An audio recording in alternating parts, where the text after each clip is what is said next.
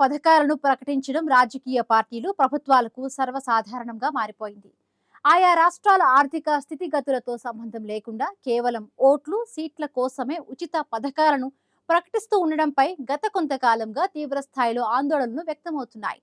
తమిళనాడు ఎన్నికల వేళ డిఎంకే ఉచిత విద్యుత్ ప్రతిపాదనపై దాఖలైన పిటిషన్పై విచారణ సందర్భంగా అత్యున్నత న్యాయస్థానం ఆగ్రహం వ్యక్తం చేసింది.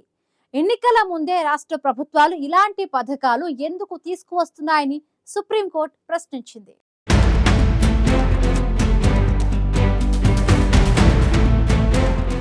ఉచిత పథకాల అంశం కేవలం తమిళనాడు సమస్యే కాదు, దేశంలోని అన్ని రాష్ట్రాల్లోనూ ఈ తరహా సమస్య ఉందని సుప్రీంకోర్టు పేర్కొంది. ఉచిత ఆహారం, సైకిళ్లు, విద్యుత్కు బదులు ఉపాధి సృష్టి కోసం కృషి చేయాలని దేశంలోని రాష్ట్రాలకు సుప్రీంకోర్టు సూచించింది. సుప్రీంకోర్టు ప్రశ్నలతో అయినా ఉచిత పథకాలకు సంబంధించిన హామీల విషయంలో పార్టీలు, ప్రభుత్వాలు వెనక్కి తగ్గుతాయా లేదా అన్నది చూడాలి.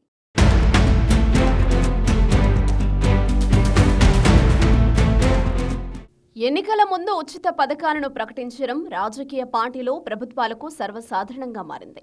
ఎన్నికల్లో విజయం సాధించడం కోసం రాష్ట్ర ఆర్థిక స్థితితో సంబంధం లేకుండా పార్టీలు లేదా ప్రభుత్వాలు ప్రకటించే హామీలతో ఆయా రాష్ట్రాలపై తీవ్ర ఆర్థిక భారం పడుతోంది. ఉచిత పథకాలపై గత కొంతకాలంగా తీవ్ర స్థాయిలో ఆందోళనలు వ్యక్తమవుతున్నాయి. అయినప్పటికీ రాజకీయ పార్టీలు, ప్రభుత్వాలు సైతం ఉచిత హామీలను ప్రకటించి ఓటర్లను ప్రసన్నం చేసుకుంటున్నాయి. కేవలం ఓట్లు, సీట్ల కోసమే రాజకీయ పార్టీలు, ప్రభుత్వాలు ఉచిత పథకాలను ప్రకటించి రాష్ట్రాలను ఆర్థికంగా మరింతగా దిగజార్చుతున్నాయి. ఆయా రాష్ట్రాల ఆర్థిక స్థితిగతులతో ఏమాత్రం సంబంధం లేకుండా పార్టీలు లేదా ప్రభుత్వాలు ఉచిత పథకాలను ప్రకటిస్తుండడం సర్వసాధారణంగా మారిపోయింది.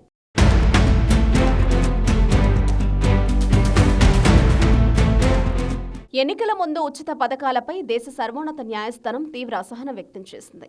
ఇలా ఉచితంగా పంచుకుంటూ పోతే అభివృద్ధికి ఒక్క పైసా కూడా మిగలదని సుప్రీంకోర్టు వ్యాఖ్యానించింది. ఆర్థిక స్థితితో సంబంధం లేకుండా అందరికీ ఉచిత విద్యుత్ అందిస్తామని స్టాలిన్ నేతృత్వంలోని డీఎంకే పార్టీ ప్రకటించింది. దీనిపై సుప్రీంకోర్టులో పిటిషన్ దాఖలైంది. ఈ పిటిషన్ను ప్రధాన న్యాయమూర్తి సూర్యకాంత్ నేతృత్వంలోని ధర్మాసనం విచారించింది. ఈ సందర్భంగా రాష్ట్రంలో అమలవుతున్న ఉచిత పథకాలను ధర్మాసనం తీవ్రంగా తప్పుపట్టింది. ఉచిత విద్యుత్ హామీకి నిధులు ఎక్కడి నుంచి తెస్తారో సమాధానం దాఖలు చేయాలని తమిళనాడు ప్రభుత్వాన్ని ఆదేశించగా కేంద్రానికి నోటీసు జారీ చేసింది. ఎన్నికల్లో గెలిచేందుకు ఆహారం, ఉచిత విద్యుత్ అందిస్తామంటే వాస్తవ పరిస్థితికి నిధులు ఎలా సమకూర్చుతారో చెప్పాలని న్యాయస్థానం ప్రశ్నించింది.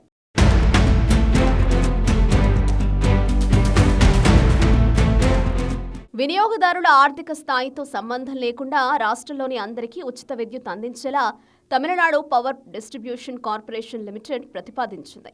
ఇందుకోసం 2024 ఎలక్ట్రిసిటీ అమెండ్మెంట్ రూల్స్ను సవాల్ చేస్తూ సుప్రీంకోర్టులో పిటిషన్ దాఖలు చేసింది. దీనిపై విచారణ జరిపిన సీజేఐ జస్టిస్ సూర్యకాంత్ నేతృత్వంలోని ధర్మాసనం తీవ్ర ఆగ్రహం వ్యక్తం చేసింది. ఎన్నికల ముందే రాష్ట్ర ప్రభుత్వాలు ఇలాంటి పథకాలు ఎందుకు తీసుకొస్తున్నాయని సుప్రీంకోర్టు ప్రశ్నించింది. దేశాభివృద్ధికి ఆటంకం కలిగించే ఈ తరహా విధానాలపై పునఃసమీక్షించుకోవాల్సిన సమయం ఆసన్నమైందని సుప్రీంకోర్టు పేర్కొంది. అయినా ఆర్థిక స్తోమత ఉన్నవారికి కూడా ఉచితంగా ఇస్తామని చెప్పడం ఇదేం సంస్కృతి అని సుప్రీంకోర్టు ప్రశ్నించింది.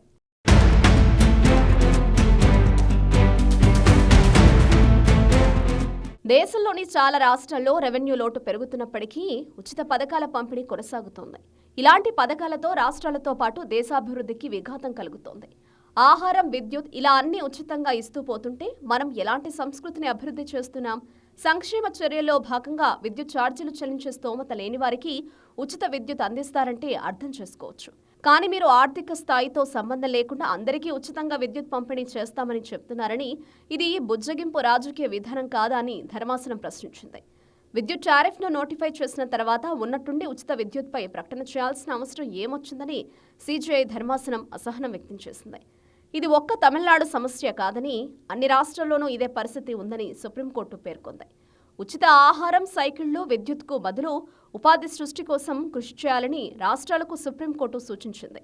ఈ పిటిషన్పై కేంద్రానికి సర్వోన్నత న్యాయస్థానం నోటీసులు జారీ చేసింది.